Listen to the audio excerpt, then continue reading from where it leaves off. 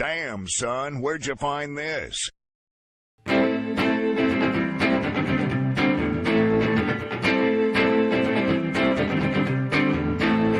This is a photograph, a window to the past,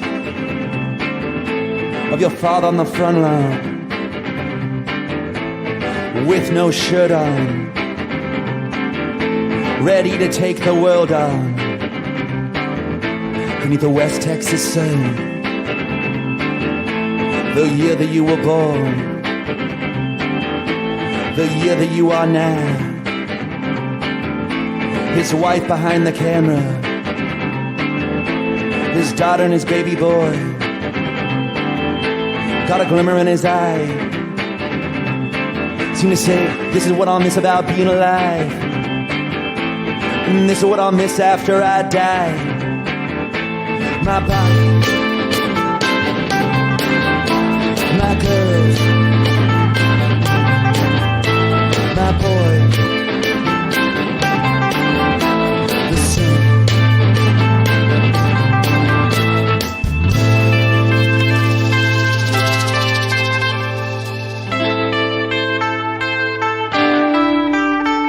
Now time's undefeated, the heavyweight champ, laughing in his face as he danced like Sugar Ray. Used to be, come on, come on, but now, no mas, no mas. Used to be, come on, come on, but now, no mas, no mas.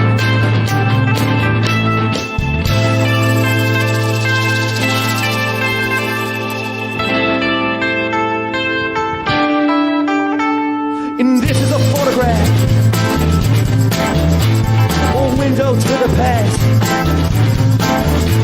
of your mother in a skirt, in the cool Kentucky dirt, laughing in the garden, back where it all started, with a smile on her face, everything in its place. Got a glimmer in her eye. She can say, this is what I'll miss about being alive. This is what I'll miss about being alive. This is what I'll miss about being alive. This is what I'll miss after I die. This is what I'll miss about being alive. This is what I'll miss about being alive. This is what I'll miss about being alive. This is what I'll miss after I die. This is what I'll miss about being alive. This is what I'll miss about being alive. This is what I'll miss about being alive. This is what I'll miss after I die. This is a photograph, a window to the past, of me on a front line, ready to take the world on, through the Tennessee sand, the inside the kingdom, got a glim in my eye,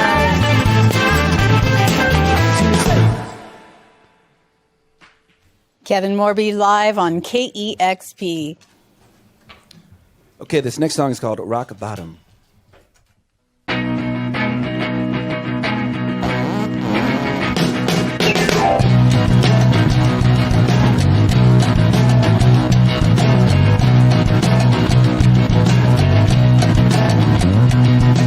All gonna laugh at you, all gonna laugh at you. They're all gonna laugh at you, all gonna laugh at you.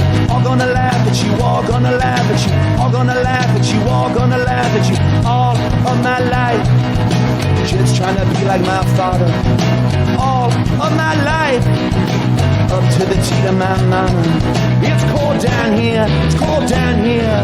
Rock bottom, bop bop, rock bottom, bop bop. All of my life, just trying to make a dollar. Open up your mouth, my boy. All you gotta do is holler. Hey, in the rock bottom. Bop, bop. Bop, bop.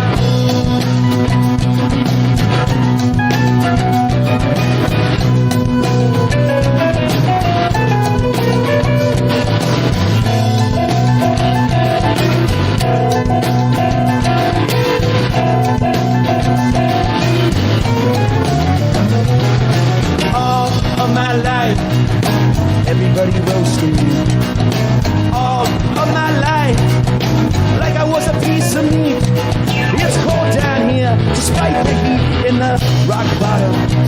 Bop, bop, rock bottom. Bop, bop, all of my life. Or to be a king. All of my life. Or to be anything but in the rock bottom. Bop, bop. Woo!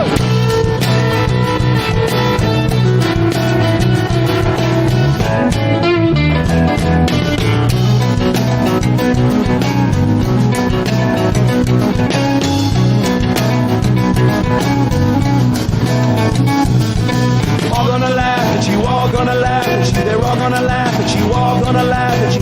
All gonna laugh at you, all gonna laugh at you. All gonna laugh at you, all gonna laugh at you.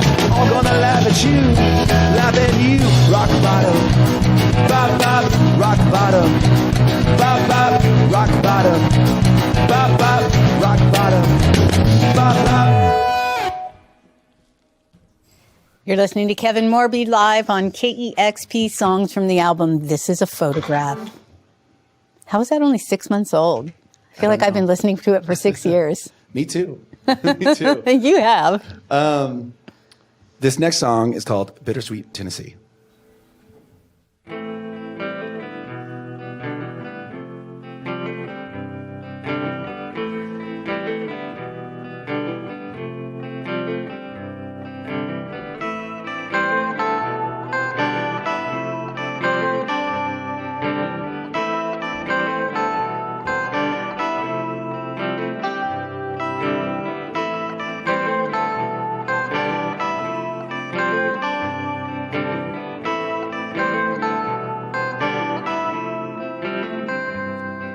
Devoted my life to the passing of time. Crossed over county to the Missouri line. And hard as one sail on the waves of time. Hey there, sailor, can I catch a ride? And there was a time when you were mine, oh, there was a time when you were mine, and there was a time when you were mine, oh, there was a time. Well, have one on me, bittersweet, Tennessee.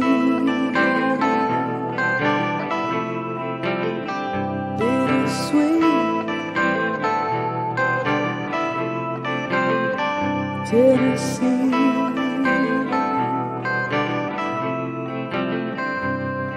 Goddamn, you got old, you got upset, you got sick. The living took forever, but the dying went quick. And all just to think you were a little kid, wondering what you'd be when you got big. And there was no time. Suddenly, oh, there was no time. Suddenly, there was no time. Suddenly, oh, there was no time. Well, have one on me, bittersweet, Tennessee. Bittersweet, Tennessee.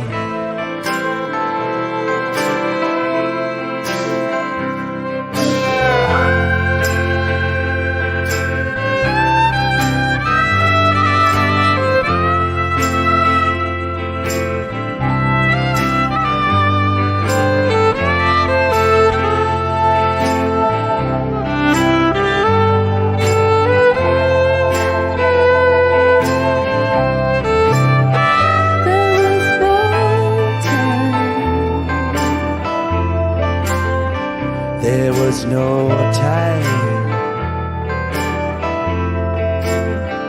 There was no time. There was no time.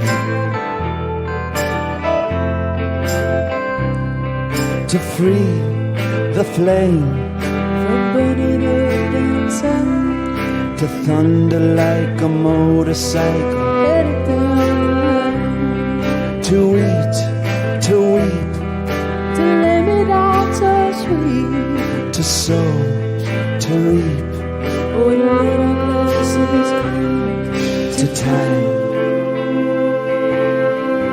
to time, to time, to time, to time, to time, to time. Bittersweet, Tennessee, bittersweet, Tennessee, bittersweet, Tennessee.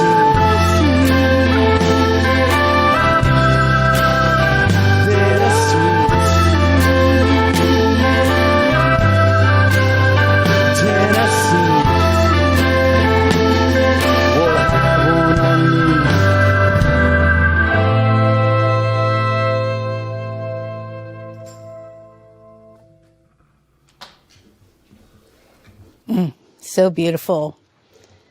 We're here in the KEXP studios with Kevin Morby performing songs from This Is a Photograph. This next song, putting down the guitar, and gonna sing a song called 5 Easy Pieces.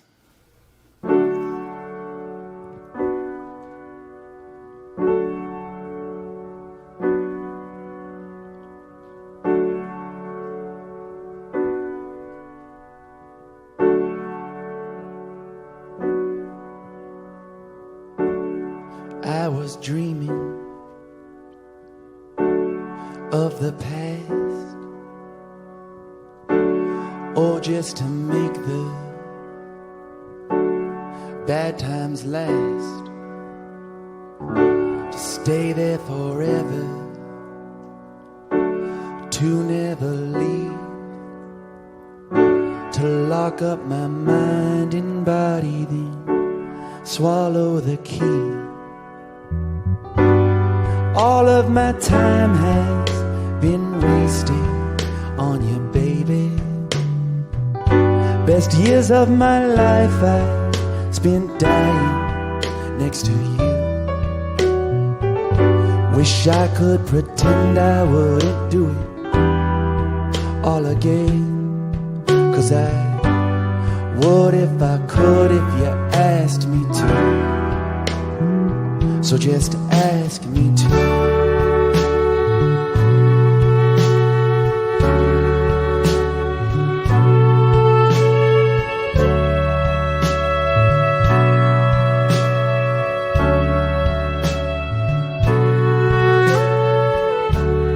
Oh, Bobby, baby. Oh, Bobby, child. You kiss like a monster, but you still drive me wild. My tears in the dish rag, your hands on my jeans, a song in my mouth that you won't ever let me sing.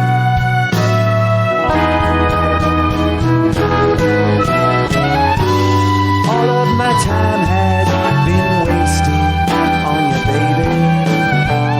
Best years of my life fell like ice from my eyes, and I can't complain, love's insane, I don't blame you.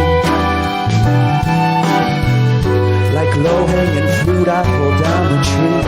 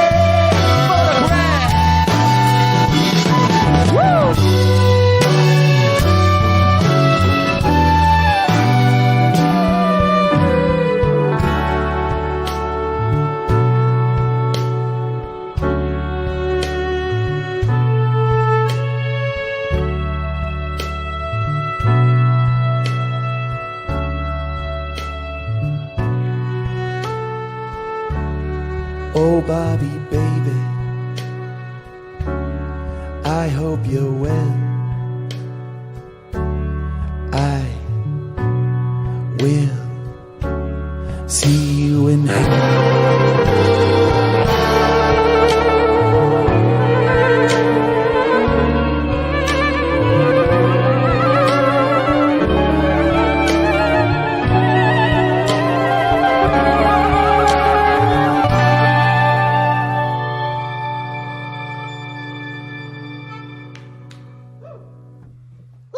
Yeah, let's give ourselves a hand.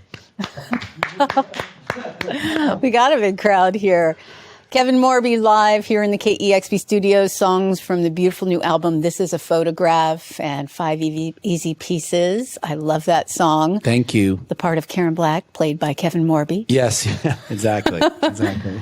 I love it. Well, I said that it feels like this album has been out 6 years, and it's because I have listened to it 6 years worth of listening. It is just so amazing. So much great instrumentation on the record, and I guess you didn't have to make any hard choices about which instruments to bring on tour. You just I just brought them all. Brought them all. I just brought them all. Luckily, they all came with me. You sound great. I've been seeing little snippets on people's social media of the concerts, and have been just dying for you to make it to Seattle. You've been on tour for a while. Forever. We've been on tour for forever.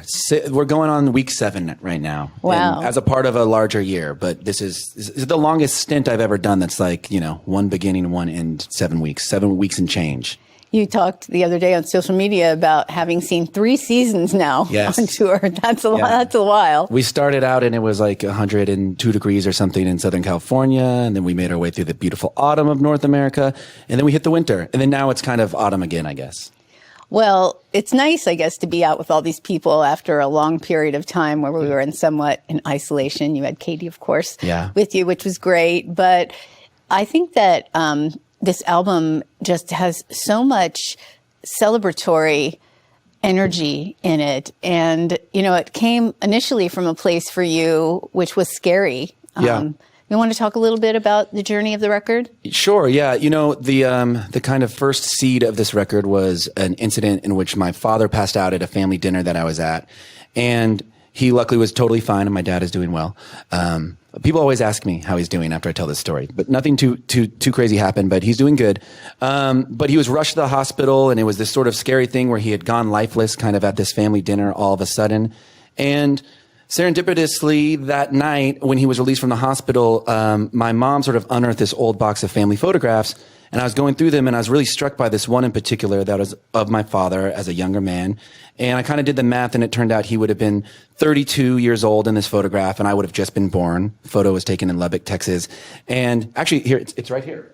On the back of your jacket. Yeah. I do want to ask about that jacket. Finish your story. Well, so my everything that I'm going to say today is just resembled in this jacket.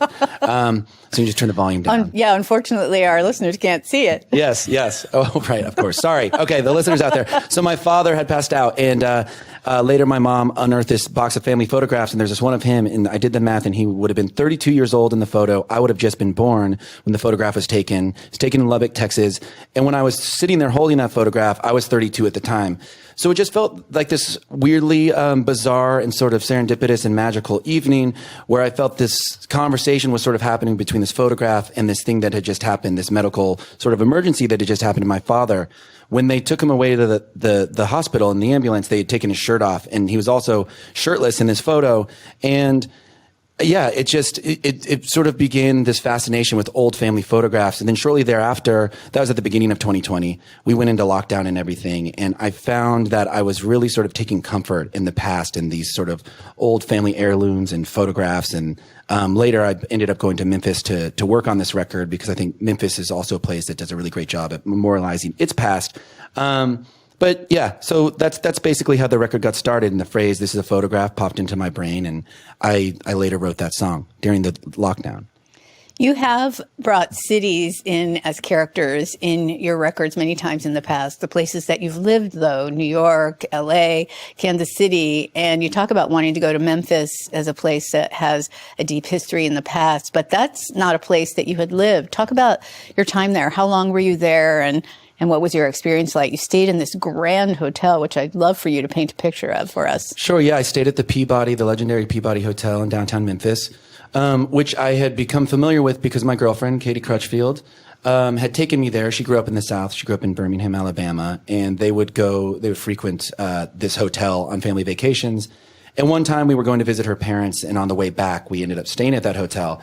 And just like anything that sort of comes into your life where suddenly you have this obsession or this fascination with a certain place or thing, Memphis became that for me. You know, I went there and I stayed in this hotel on this trip with Katie. And it kind of dawned on me that though I'm a musician, I hadn't really spent too much time in this place that has such a musical history. And I kind of got in my mind that I wanted to go back. So I had my booking agent book me a show there. And I played this wonderful show at this place called the Crosstown Concourse. Shout out to Crosstown. And, yeah, I just had this great moment there. And then Katie and I just kept taking vacations there. And then so when the lockdown hit, it just kind of, you know, there was no question about it. I knew that it's where I wanted to go to work, and I wanted to go to the Peabody Hotel. And it ended up, I kind of describe it as kind of like when Kevin McAllister in Home Alone 2 goes to the Plaza Hotel in New York. And he's sort of, you know, he's there and he's in this big grand room. I checked in for about 3 weeks and they upgraded me to a suite. The hotel was all but empty because of the virus. There were some people, but nothing like it usually is. So it's kind of like I had the run of this place. Were the ducks there? The ducks were there, and the duck master was there, and they were doing the whole duck procession in the evening and night, or every morning and evening.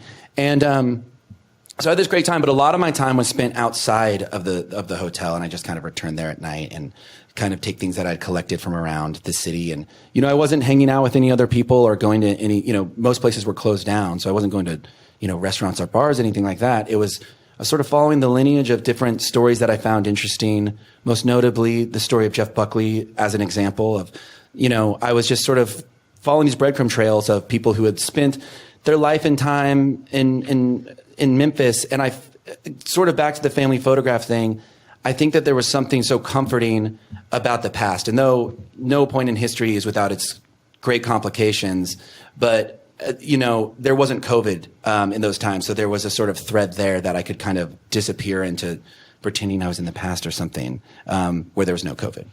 I know that Jeff Buckley was sort of a recent discovery for you. He's someone that I have loved for so long, but I was delighted that through your journey of learning more about him that I learned some things I didn't know. A Coat of Butterflies is such a beautiful song, and I didn't know that story of him. Oh, thank you. Yeah, it's such a fascinating story. And I think, you know, of all the stories there, he's the only person who's not, at least from the South, or he's not a Memphian. You know, he's not from Memphis like most other people.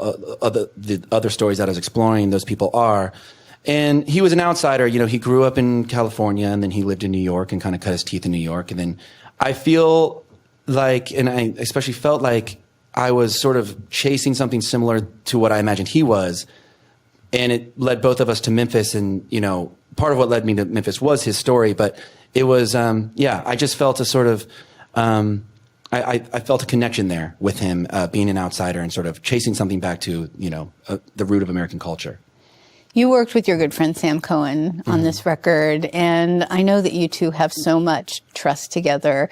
And I read where you talked about just letting loose and singing the songs and shouting and feeling comfortable in a way with him that you wouldn't have maybe felt with other people. What do you think that the magic is that brings what you do together out?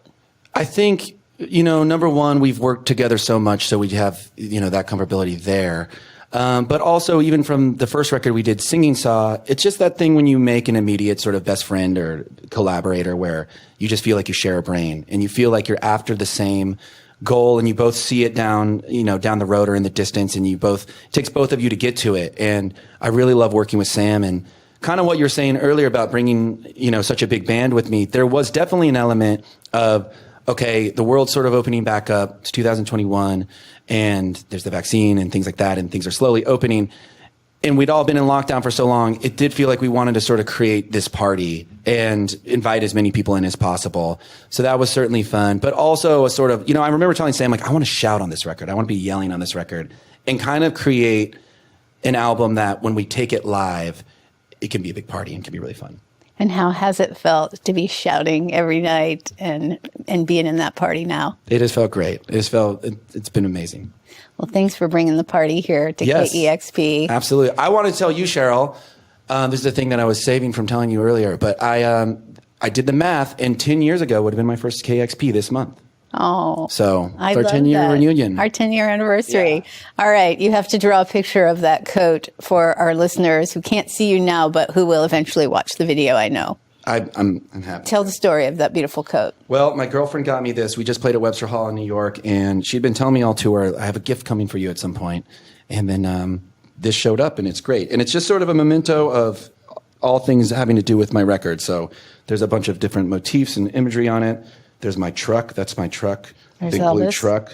Elvis is on there. The Peabody Hotel's on there. Jeff Buckley's house is on the back. My father, my shirtless 32-year-old father is on the back. So, Big Jim. There's some flamingos from the Memphis Zoo.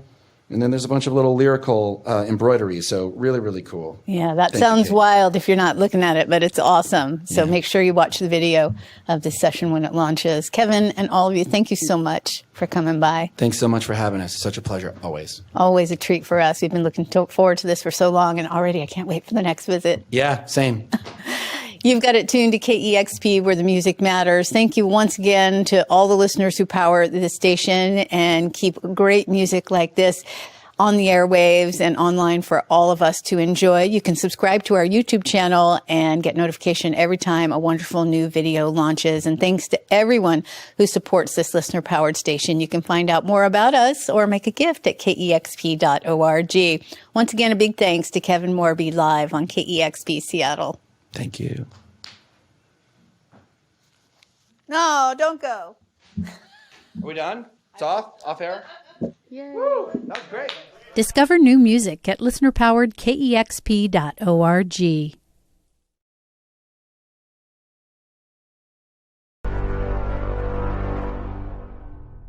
Damn, son, where'd you find this?